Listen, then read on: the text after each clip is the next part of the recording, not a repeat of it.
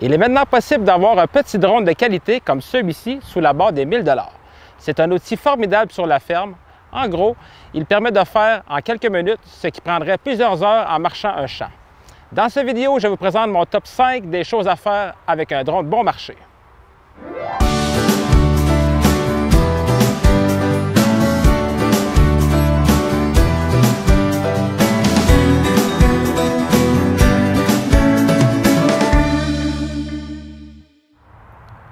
Top 1. Évaluation de la survie des champs à l'hiver.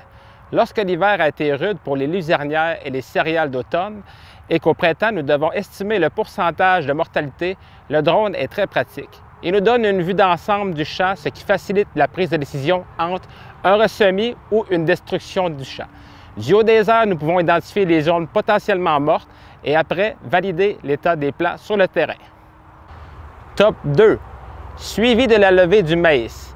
Quelques semaines après le semis, nous pouvons faire voler notre drone pour identifier les zones avec une levée difficile, les noter, puis aller sur place pour diagnostiquer le problème. Est-ce que c'est un problème de planteur, une zone compactée ou encore mal égouttée?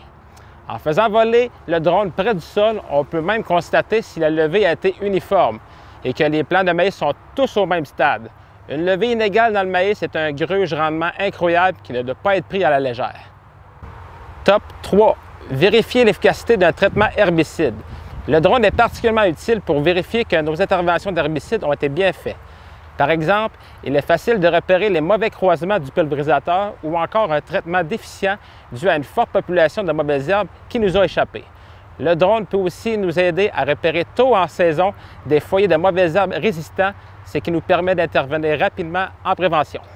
De plus, avec le drone, on peut constater dans de grands champs si la fermeture des rangs de soya est adéquate en saison. Une information utile pour évaluer s'il serait préférable de resserrer les écartements à moins de 30 pouces pour la saison prochaine. Top 4. Suivi de l'efficacité de la fertilisation en azote.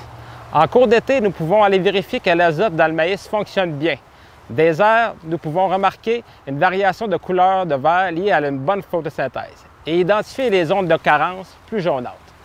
Lorsque nous avons un été avec beaucoup de précipitations, on peut facilement repérer l'emplacement des drains, particulièrement dans les sols à texture légère, où l'azote est facilement lessivé. On peut aussi repérer les zones problématiques comme les cuvettes et les endroits compactés. Dans ces zones, l'azote est souvent perdu par dénitrification à cause d'un manque d'oxygène dans le sol. Du haut des airs, on prend des notes et on valide une fois au sol avec un testeur de chlorophylle. Top 5. Repérer les zones à problème à la sortie des croix. Lorsque le maïs commence à sortir ses croix, il est intéressant de faire voler notre drone pour valider si le champ est uniforme, c'est-à-dire est-ce que les croix sortent toutes en même temps. Même si on sait que la quantité de pollen disponible surpasse les besoins réels, les retards dus à une levée non uniforme peuvent avoir un impact sur la fécondation en période de pollinisation. De plus, les plants de maïs en retard ne seront jamais très productifs et auront des grains plus humides lors du battage. Avec le drone, il est facile de repérer ces zones problématiques.